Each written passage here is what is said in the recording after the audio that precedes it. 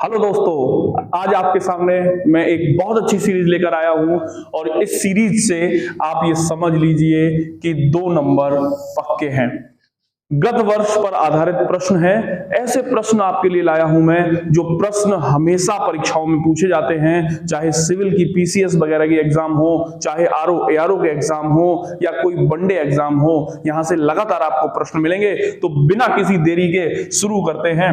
आइए, पहला प्रश्न है, प्राचीन भारत में संगम क्या था? देखिए, मैं आपको बता दूं कि प्राचीन भारत में दक्षिण में, ये अगर भारत है तो दक्षिण में 3 राज्य थे, चेर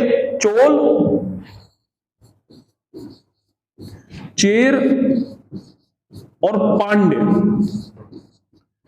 इन शासकों ने तमिल कवियों को संरक्षण दे रखा था और इन्हीं तमिल कवियों ने अपना एक संघ बना रखा था। इसी संघ को संगम नाम दिया गया। यानी कि हमारा सीधा सीधा आंसर होगा कि तमिल कवियों का संघ या मंडल। पहला वाला ऑप्शन जो है हमारा सही हो जाएगा। याद रखें, अगर इन तमिल कवियों ने कोई रचनाएं की हैं, कोई साहित्य लिखा है, तो इस साहित्य को संगम साहित्य नाम दिया गया।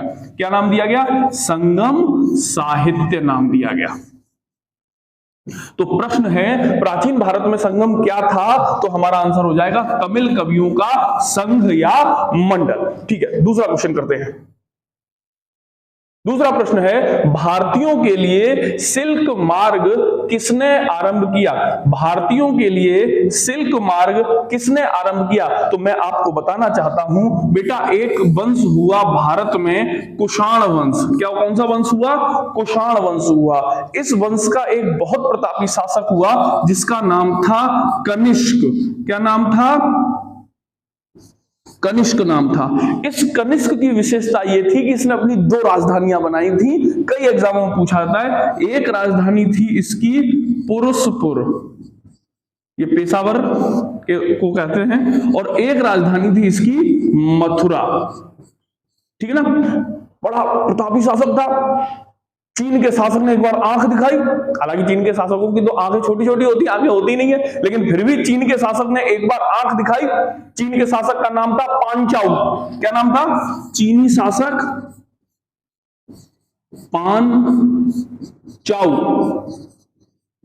इस चीनी शासक ने एक बार कनिष्क को आंख दिखाई, तो कनिष्क ने भी क्या किया? धर दबोचा और इसे परास्त कर दिया, चारों खाने चित्त कर दिया। और चीनी शासक को परास्त करने के बाद जो सिल्क रूट था, जो कि चीन से लेकर रोमन साम्राज्य तक था, एक तरफ चीन था, एक तरफ रोमन साम्राज्य था, ठीक है ना, बीच में भारत आता था, इस पर कनिष्क का कब्जा हो गया। किसका कब्जा हो गया? कनिष्क का कब्जा हो गया। मैं आपको एक चीज बताना चाहता हूं, कनिष्क के राज्य में सर्वाधिक अगर कहीं विकास हुआ, उत्कर्ष हुआ, चरम पर आया, तो इस चीनी शासक को हराने के बाद, सिल्क मार्ग पर कब्जा करने के बाद आया। ठीक है ना? तो प्रश्न है, भारतीयों के लिए सिल्क मार्ग किसने आरंभ किया था? आंसर है कनिष्क ने क्या किया था? सिल्क मार्ग को आरंभ किया था। ठीक है? खजुराहो मंदिर किसने बनवाए? खजुराहो मंदिर, सबसे पहले आप एक चीज समझ लीजिए कि मध्य प्रदेश में एक जिला है छतरपुर। अब छतरपुर से आप लोग बहुत ज्यादा परिचित हो गए होंगे, क्योंकि बागेश्वर बाबा जी भी ये जो है, बागेश्वर धाम भी जो है, वो छतरपुर में ही है। इस छतरपुर जिले में खजुराहो मंदिर है। कौन से मंदिर हैं? खजुराहो मंदिर हैं। तो याद रखिए, इन खजुराहो मंदिर को चंदेल शासकों ने बनवाया। चंदेल शासकों ने बनवाया। 900 ईस्वी से 1130 ईस्वी तक इनका निर्माण हुआ। 900 ईस्वी से 1130 ईस्वी के मध्य इनका निर्माण हुआ। इसमें कई मंदिर हैं, गुफाओं में मंदिर हैं, पहाड़ियों को काटकर मंदिर बनाए गए हैं। और ये जो मंदिर हैं, जैन संप्रदाय, समझ रहे हो, शैव संप्रदाय जो शिव को मानते हैं, और वैष्णव संप्रदाय, इन्हें समर्पित है। ठीक है ना? कंदरिया महादेव मंदिर, खजुराहो मंदिर का ही एक प्रमुख मंदिर है कंदरिया महादेव। कंदरिया महादेव का जो मंदिर है, ये भी कई बार पूछ लिया जाता है कंदरिया महादेव का मंदिर कहां है, तो कंदरिया महादेव का मंदिर भी खजुराहो मंदिर में ही स्थित है। तो हमारा प्रश्न है खजुराहो मंदिर किसने बनवाए, तो याद रखें चंदेल शासकों ने खजुराहो मंदिर बनवाए। आप ऐसे याद रख सकते हैं खजुराहो, खुजलाया कहां, चांद पे, चंद पे। तो खजुराहो मंदिर किसने बनवाए, चंदेल शासकों ने बनवाए। इस बात को आप याद रखेंगे। चलिए अगला प्रश्न, वह सुल्तान जिसने प्रथम बार हिंदू धर्म ग्रंथों का फारसी भाषा में अनुवाद कराने का कार्य प्रारंभ किया। बेटो देखो ये पूछ रहा है प्रथम बार, तो मैं आपको बता दूं एफएसटी एक शासक था, इसका पूरा नाम था फिरोज शाह तुगलक। फिरोज शाह तुगलक, इसने क्या किया, फिरोज शाह तुगलक ने क्या किया, एक नगरकोट में मंदिर था ज्वालामुखी मंदिर। ज्वालामुखी मंदिर था नगरकोट में। इस मंदिर में एक पुस्तकालय था, इस पुस्तकालय पर आक्रमण कर दिया इसने और इस पुस्तकालय से लगभग 1300 ग्रंथों को चुरा लाया। ये संस्कृत में थे ये सारे ग्रंथ। कितने ग्रंथों को चुरा लाया, 1300 ग्रंथों को चुरा लाया और इन 1300 ग्रंथों का इसने क्या किया, फारसी में अनुवाद किया, जिससे जो भारतीय ग्रंथ थे जो संस्कृत में लिखे हुए थे वो जब फारसी में कन्वर्ट हो जाएंगे तो इनके लोगों को भी बड़ी आसानी से समझ में आने लगेंगे। याद रखना फिरोज शाह तुगलक के बारे में कुछ इंपॉर्टेंट चीजें हैं, जैसे पहली चीज, यही वह पहला शासक था जिसने सरकारी खर्च पर क्या कराई, हज यात्रा कराई। सरकारी खर्च पर हज यात्रा, सरकारी खर्च पर इसने क्या कराई, हज यात्रा कराई। याद रखना यह ऐसा शासक था जिसने रोजगार दफ्तर खोला, रोजगार दफ्तर खोला। क्या खोला, रोजगार दफ्तर खोला। याद रखना ये ऐसा शासक था जिसने भिखारियों के लिए भी काम किया और एक विभाग खोला जिसका नाम था दीवान ए खैरात। ये भी बहुत पूछा था, दीवान ए खैरात। क्या, दीवान ए खैरात, भिखारियों के लिए दान विभाग खोला जिसका नाम था दीवान ए खैरात। याद रखिए इसने एक सरकारी अस्पताल भी खोला निःशुल्क, जिसमें दवा दी जाती थी, जिसका नाम था दारुल सफा। दारुल सफा, हर रोग दफा पेट सफा। लेकिन फिरोज शाह तुगलक ने क्या खोला, दारुल सफा। ये एक सरकारी अस्पताल था जिसमें निःशुल्क दवा दी जाती थी, निःशुल्क सारी चीजें की जाती थी। ठीक है ना, ठीक है। अगला क्वेश्चन है बेटा, अकबर के शासनकाल में सबसे बड़ी स्वर्ण मुद्रा कौन सी थी। देखिए बेटा इस बात को याद रखें, मुगल काल में अकबर ने ही सबसे बेहतर तरीके से मुद्रा व्यवस्था का निर्गमन किया। अकबर ने अपने शासनकाल में एक मुद्रा चलाई थी जिसकी सबसे ज्यादा वैल्यू थी और इस मुद्रा का नाम था शहंशाह। इसका क्या नाम था, शहंशाह। अकबर ने एक टकसाल खोली थी नई दिल्ली में जिसका प्रमुख नियुक्त किया था अब्दुस समद को, और इसी के सुझाव पर अकबर ने शहंशाह मुद्रा का निर्गमन किया था, जो अकबर के काल में सबसे बड़ी मुद्रा मानी जाती थी। ये मुद्रा किसकी थी, ये मुद्रा स्वर्ण थी, सोने की मुद्रा थी। ठीक है, अकबर ने चांदी की मुद्राएं भी चलाई हैं लेकिन स्वर्ण मुद्रा का सबसे ज्यादा बोलबाला था। ठीक है, अगला प्रश्न है, दलित अधिकारों की सुरक्षा के लिए डॉक्टर बी.आर. अंबेडकर ने 3 पत्रिकाएं निकाली, निम्नलिखित में से कौन उनमें से नहीं है, एक नहीं है। बेटा याद रखिए अंबेडकर साहब ने दलितों के लिए जितना काम किया शायद किसी ने भारत में दलितों के लिए इतना काम किया होगा। अंबेडकर साहब ने कई किताबें ऐसी निकाली जिसने दलितों के अधिकारों की बात की। मैं आपको बताना चाहूंगा इन किताबों में मूक भारत, मूक नायक बहुत महत्वपूर्ण किताब थी। बहिष्कृत भारत भी एक बहुत अहम भूमिका रखती थी, और इक्वलिटी जनता ये भी बहुत अच्छी किताब थी। लेकिन बहिष्कृत समाज ये अंबेडकर साहब द्वारा निकाली गई पुस्तक नहीं थी। समझ गए मेरी बात को? अब आप देखिए प्रश्न कह रहा है दलित अधिकारों के लिए सुरक्षा के लिए डॉक्टर बी.आर. अंबेडकर ने 3 पुस्तकें निकाली, निम्नलिखित में से कौन सी उनमें से नहीं थी? यानी कि हमें नहीं थी का आंसर देना है, तो हमारा आंसर सी सही हो जाएगा, बहिष्कृत समाज नहीं थी। इस प्रश्न को आप उल्टा करके याद करना, आप ऐसे याद करना कौन कौन सी थी, तो आपको ये 3 किताबें याद करनी होंगी, जिससे परीक्षा में आपको आसानी से ये पता चल जाए। ये मूक नायक और बहिष्कृत भारत तो कई बार पूछता है कि किसके द्वारा लिखी गई पुस्तकें हैं। ठीक है, चलिए अगला प्रश्न है, ब्रिटिश सरकार ने किस तिथि को भारत को पूर्ण स्वशासन देने की घोषणा की थी? देखिए 1945 के बाद, द्वितीय विश्व युद्ध के बाद इंग्लैंड में चुनाव की घोषणा हुई, और जब चुनाव हुआ वहां पर, तो वहां पर नया प्रधानमंत्री चुनकर आया जिसका नाम था क्रीमेट एटली। और जब Clement Attlee House of Commons में गया, जैसे लोकसभा जैसे अपने भारत में होती है ऐसे ब्रिटेन में होती है हाउस ऑफ कॉमन्स, तो क्रीमेट एटली ने 20 फरवरी 1947 को 20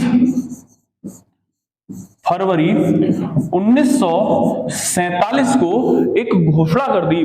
और क्या घोषणा की? उसने घोषणा की कि हम जून अंत तक, जून 1948 तक हम भारत को क्या करेंगे? स्वतंत्र कर देंगे। क्या घोषणा की उसने? कि हम जून अंत तक, यानी कि 30 जून तक 1948 तक हम भारत को स्वतंत्र कर देंगे। अब देखिए 30 जून 1948 तक हम भारत को क्या कर देंगे? स्वतंत्र कर देंगे। अब देखिए प्रश्न क्या है, ब्रिटिश सरकार ने किस तिथि को भारत को पूर्ण स्वशासन देने की घोषणा की थी? ठीक है ना, और ये तिथि थी कि भारत को 30 जून 1948 को स्वतंत्रता देने की घोषणा की थी। लेकिन हमारी किस्मत थी कि हम 15 अगस्त 1947 को ही आजाद हो गए। ठीक है, इस बात को आप याद रखेंगे। ठीक है, अगला प्रश्न है, महात्मा गांधी के निम्नलिखित आंदोलनों को आरंभ से सही क्रम में व्यवस्थित कीजिए। ठीक है, महात्मा गांधी ने भारत में कई आंदोलन चलाए, आप लोगों को पता है, और बहुत काम किया मूवमेंट में। तो उनके द्वारा जो आंदोलन चलाए गए उनको ये क्या कह रहा है? सही क्रम में व्यवस्थित कीजिए। इसका मतलब है कि जो आंदोलन पहले चलाया उसे पहले रखिए, जो उसके बाद चलाया उसे उसके बाद रखिए। तो हम देखते हैं आंदोलन कितने हैं इसमें, 1 2 3 4 आंदोलन दिए गए। तो हम इन आंदोलनों की डेट डाल लेते हैं। देखिए चंपारण आंदोलन जो था 1917 में चलाया गांधी जी ने। चंपारण आंदोलन कब चलाया? 1917। ठीक है ना। अहमदाबाद आंदोलन चलाया फरवरी 1918। ठीक है। खेड़ा आंदोलन मार्च 22 मार्च के आसपास चलाया था, 1918। खेड़ा आंदोलन 22 मार्च 1918। और असहयोग आंदोलन गांधी जी ने 1920 में शुरू किया था। 1920 में शुरू किया था। तो हम लोगों के पास डेट आ गई, हम देख लो। अच्छा, ये तो देखिए पहला ही ऑप्शन हम लोगों का सही हो गया है ना। 17, 18 ये फरवरी में था, ये मार्च में था, और ये 20। इस तरीके से हमारा पहला ही ऑप्शन सही हो गया। तो हमें ये डेट्स याद होनी चाहिए सबकी। चंपारण की डेट 1917, अहमदाबाद आंदोलन 1918 फरवरी, खेड़ा आंदोलन मार्च 1918, असहयोग आंदोलन 1920। इसके बाद गांधी जी ने एक और आंदोलन चलाया था, सविनय अवज्ञा आंदोलन 1930। भारत छोड़ो आंदोलन, क्विट इंडिया मूवमेंट 1942। ठीक है, ये आप याद रखेंगे, ये गांधी जी द्वारा चलाए गए महत्वपूर्ण आंदोलन थे। ठीक है, चलिए। साबरमती आश्रम का वास्तविक नाम क्या था? देखो बेटा, जब गांधी जी भारत में आए ना, तो गांधी जी ने भारत में एक ऐसा स्थान चुना जहां से रहकर उन्हें काम करना था। इसीलिए 25 मई 1915 ईस्वी को 25 मई 1915 ईस्वी को गांधी जी ने साबरमती तट के निकट अहमदाबाद में एक आश्रम की स्थापना की, जिसका नाम रखा उन्होंने सत्याग्रह आश्रम।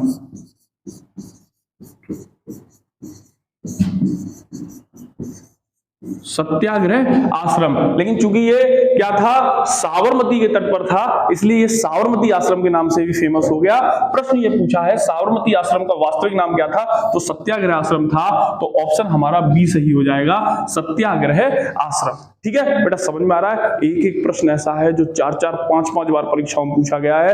आप लोग इन्हें तैयार करते रहिए, मजा ही आ जाएगा। ठीक है ना। डेली आपको 20, 22, 25 प्रश्न दूंगा मैं आपको, आप 20-20 प्रश्न भी डेली याद करते रहेंगे तो आप समझ लीजिए एक महीने में आपके कितने प्रश्न हो गए और एक साल में कितने हो गए आपके पास। तो आप समझ लीजिए कि आपकी मौज ही मौज है।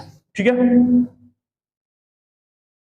1906 से 1920 के मध्य मोहम्मद अली जिन्ना की भूमिका भारत के स्वतंत्रता संग्राम में थी। देखिए मैं आपको बता दूं, प्रारंभ में मोहम्मद अली जिन्ना 1940 से पहले तक क्या थे, राष्ट्रवादी थे। 1940 के बाद पाकिस्तान की उन्होंने मांग उठाई और पाकिस्तान के लिए काम करना प्रारंभ किया। लेकिन उससे पहले जिन्ना ने भारत में बहुत सारा काम किया और भारत में उदारवादी दल के नेता के रूप में ये जाने जाते थे। ठीक है ना। तो यहाँ पे प्रश्न है, राष्ट्रवादी एवं धर्मनिरपेक्ष नेता थे, क्योंकि वो क्या पूछ रहा है, 1906 से 1920 के बीच की बात पूछ रहा है। 1940 के बाद की अगर पूछेगा तो आप समझ जाइएगा फिर तो कुछ गड़बड़ है। ठीक है ना। लेकिन 1920 तक की पूछी है तो उस समय राष्ट्रवादी एवं धर्मनिरपेक्ष टाइप के ये नेता थे। ठीक है। अगला प्रश्न है, आर्थिक निर्गमन सिद्धांत, इकोनॉमिक ड्रेन, किसने प्रतिपादित किया। बेटा एक चीज याद रखना, 1878 ईस्वी में, अगर मैं गलत नहीं हूं तो 1878 ईस्वी में दादा भाई नौरोजी ने एक पुस्तक निकाली, the poverty and un-British rule in India. Poverty and un-British rule in India. इस पुस्तक में दादा भाई नौरोजी ने इकोनॉमिक ड्रेन थ्योरी दी। उन्होंने क्या कहा कि भारत का पैसा अंग्रेज इंग्लैंड ले जा रहे हैं, जिसके एवज में भारत को कुछ भी लाभ नहीं हो रहा है। याद रखिए, दादा भाई नौरोजी को grand old man of India भी कहा जाता है। क्या, grand old man of India भी कहा जाता है, वयोवृद्ध पुरुष भी कहा जाता है। याद रखिए, कांग्रेस के अधिवेशन करने वाले अध्यक्ष जो कि पहले पारसी अध्यक्ष थे, वह भी दादा भाई नौरोजी ही थे। समझ गए आप मेरी बात को।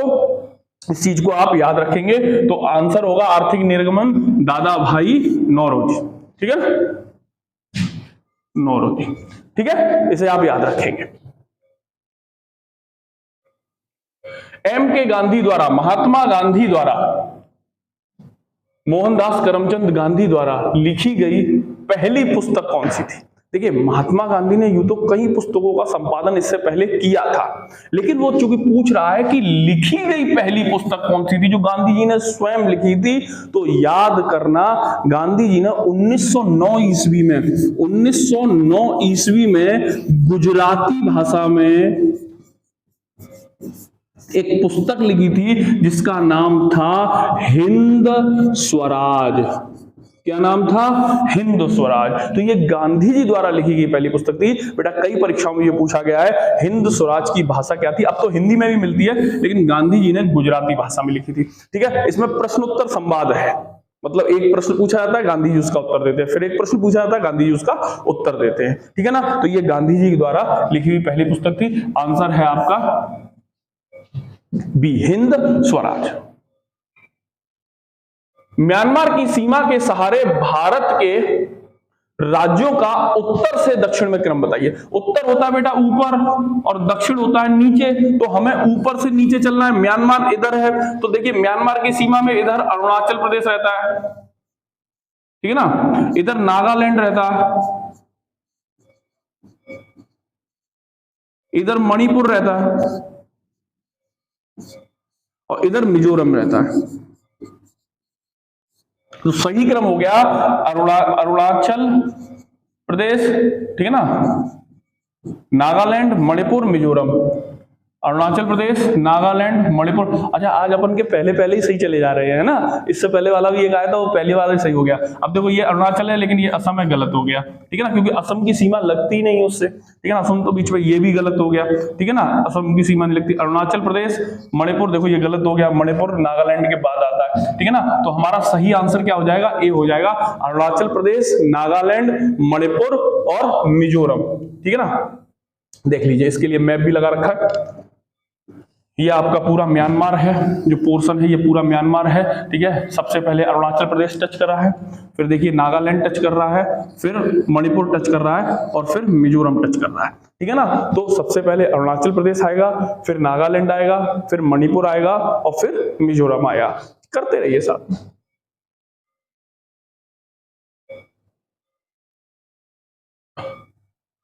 भारत के निम्नलिखित तटों में से किस पर औसत समुद्र तल मापा जाता है? बेटा ये क्वेश्चन कई परीक्षाओं में पूछा, मैंने एसएससी में भी देखा इस क्वेश्चन को, पीसीएस में भी ये पूछा गया क्वेश्चन, बड़ा इंपॉर्टेंट। आरओ में शायद 2016 उत्तराखंड आरओ में भी पूछा गया है, ठीक है ना। म्यांमार सॉरी सबसे जो समुद्र तल की औसत जो ऊंचाई नापी जाती है ये चेन्नई से नापी जाती है। आप इस चीज को याद कर लें, कहां से नापी जाती है? चेन्नई से नापी जाती है, ठीक है ना। विशाखापत्तनम के बारे में आपको बता दूं, ये सबसे गहरा समुद्र तल है। कैसा है? समुद्र तट है सबसे गहरा। और बंबई जो है वह है प्राकृतिक बंदरगाह है, ठीक है ना, जिसे भारत का प्रवेश द्वार भी कहते हैं, इसीलिए गेटवे ऑफ इंडिया कहाँ है?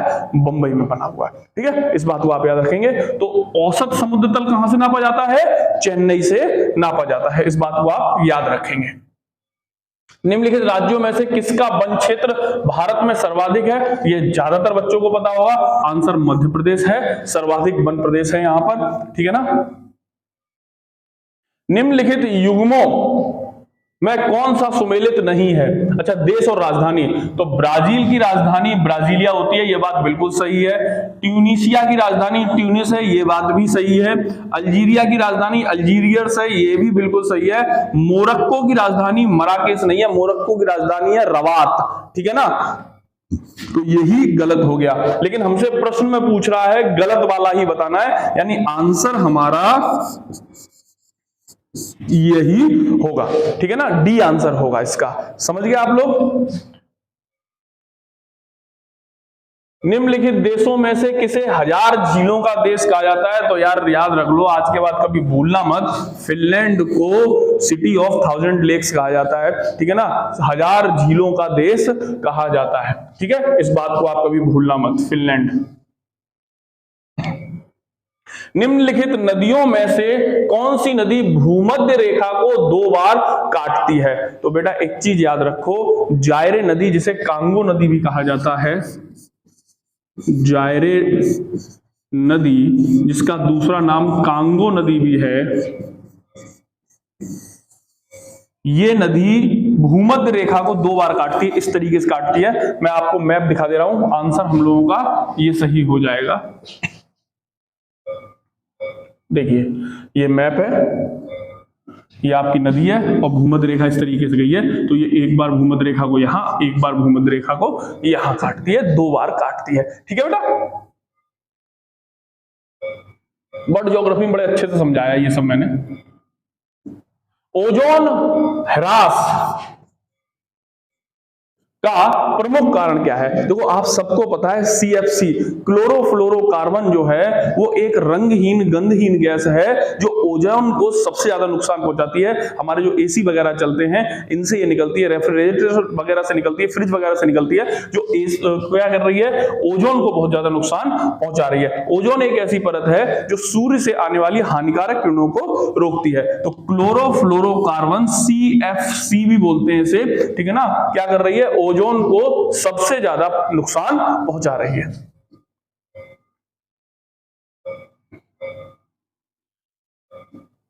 निम्नलिखित में से अम्ल वर्षा के लिए कौन उत्तरदायी है? तो ये बात कान खोलकर याद कर लीजिए, सल्फर डाइऑक्साइड और नाइट्रोजन ऑक्साइड ये अम्ल वर्षा के लिए उत्तरदायी है। याद रखिए ताजमहल का धीरे धीरे पीला रंग होना भी इसी के कारण हो रहा है, ठीक है ना। तो सल्फर डाइऑक्साइड और नाइट्रोजन ऑक्साइड अम्ल वर्षा के लिए सबसे ज्यादा उत्तरदायी हैं। ये दो नाम आपको याद होने चाहिए, जहां भी अम्ल वर्षा का नाम आए खटाक से सल्फर डाइऑक्साइड, नाइट्रोजन ऑक्साइड। निम्नलिखित देशों में से कौन पशु चारण के लिए प्रसिद्ध है? तो ये आप समझिए कि दक्षिण अमेरिका का एक देश है अर्जेंटीना। क्या नाम है? अर्जेंटीना, जहां पंपास घास के मैदान पाए जाते हैं। ये पशु चारण के लिए सबसे ज्यादा फेमस है, ठीक है ना। विश्व में पशु चारण के लिए सबसे ज्यादा फेमस है, ठीक है ना। यहां अर्जेंटीना में पंपास घास के मैदान पाए जाते हैं, ये याद रखना आप, ठीक है ना। पंपास घास के मैदान पाए जाते हैं। निम्नलिखित देशों में से किसके साथ भारत की सबसे लंबी अंतरराष्ट्रीय सीमा है? देखो, भारत की अंतरराष्ट्रीय सीमाओं के लिए एक फॉर्मूला है, बचपन से MBA। मेरी इच्छा थी कि मैं बचपन से MBA करूं। क्या इच्छा थी मेरी? मैं बचपन से MBA करूं। तो यहां पे BA से है बांग्लादेश, CH से है चीन, PA से है पाकिस्तान, N से है नेपाल, SA से कुछ नहीं है, यहां पे म्यांमार, B से भूटान और A से अफगानिस्तान। अब बेटा एक चीज याद रखना, ये जो क्रम दिया गया है यह घटता हुआ क्रम है। मतलब भारत की सबसे ज्यादा सीमा बांग्लादेश से मिलती है, उससे कम सीमा चीन से मिलती है, उससे कम पाकिस्तान से मिलती है, उससे कम नेपाल से मिलती है, उससे कम म्यांमार से मिलती है, उससे कम भूटान से मिलती है और उससे कम अफगानिस्तान से मिलती है। यानी कि सबसे कम मिल रही है अफगानिस्तान से, सबसे ज्यादा मिल रही है बांग्लादेश से। अब देख लो निम्नलिखित में से किसके साथ भारत की सबसे लंबी अंतरराष्ट्रीय सीमा है? सबसे लंबी पूछा है तो बांग्लादेश सही हो जाएगा। आंसर हो गया आपका बांग्लादेश। याद कर लो, क्या? बचपन से MBA। ये स्थल से जुड़ने वाली सीमाएं, जमीन से जमीन की जुड़ने वाली सीमाएं, लैंड से लैंड जुड़ने वाली सीमाएं हैं। क्या है? बचपन से MBA। BA से बांग्लादेश, CH से चीन, PA से पाकिस्तान, N से नेपाल, SE से कुछ नहीं, M से म्यांमार, B से भूटान, A से अफगानिस्तान। सरल है, पढ़ना तो पड़ेगा बेटा, थोड़ा तो दिमाग लगाना पड़ेगा। अगर थोड़ी मेहनत नहीं करोगे तो कोई भी सफलता आसानी से मिलेगी नहीं। निम्नलिखित में से किस वर्ष भारत में अंतरराष्ट्रीय क्या हो गया? निम्नलिखित में से किस वर्ष भारत में अंतरराष्ट्रीय जनसंख्या नीति की घोषणा की गई? बेटा याद रखना, भारत में 15 फरवरी 2000 को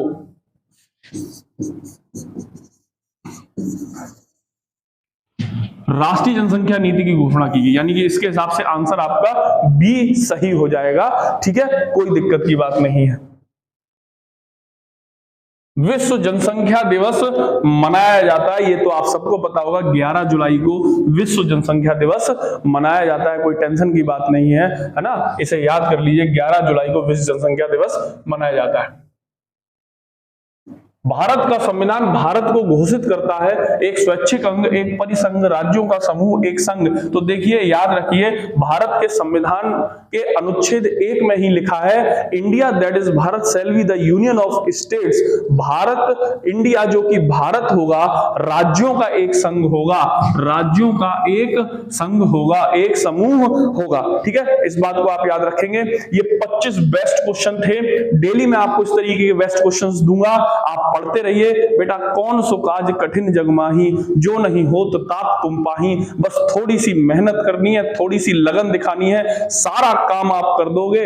1 साल के अंदर आपके हाथ में सरकारी नौकरी होगी, जीवन आपका उल्लास में होगा, सुख में होगा। चैनल को सब्सक्राइब करते रहिए, चैनल को लाइक करते रहिए, क्योंकि आप जब लाइक करते हैं, शेयर करते हैं, तो हम लोगों का मनोबल बढ़ता है और हम लोग पूरे मनोबल से यहाँ पे वीडियोस बनाते हैं, ठीक है। जय हिंद, जय भारत।